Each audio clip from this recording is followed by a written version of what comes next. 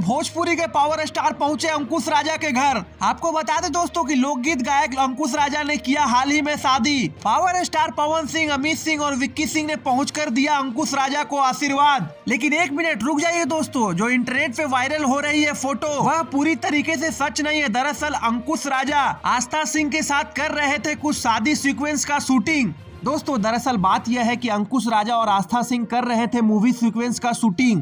इसी दौरान power star Pawan Singh पहुंचे अंकुश राजा के घर, मगर शूटिंग लोकेशन में किसी ने फोटो खींचकर यह कर दिया वायरल कि अंकुश राजा ने कर ली शादी। तो दोस्तों पूरी भोजपुरी इंडस्ट्री को पता है कि पावर स्टार पवन सिंह बहुत ही चुलबुले नेचर के हैं और इस शादी सीक्वेंस के शूटिंग में शिव कुमार बिक्कू भी मौजूद थे, जो कि एक मगही के सुपरस्टार गायक है। पावर स्टार पवन सिंह ने अंकुश राजा से मजाक करते हुए यह भी कहा कि अंकुश बेटा कर ले शादी, हमरो न पूछ ले, क्योंकि पवन सिंह वहां अचानक से पहुंचे थे। तो दोस्तों आपको यह तस्वीर देखकर क्या लगा कि अंकुश राजा ने कर ली चुपके से शादी? लेकिन दोस्तों यह सच नहीं था, ये कोई मूवी का शूट था।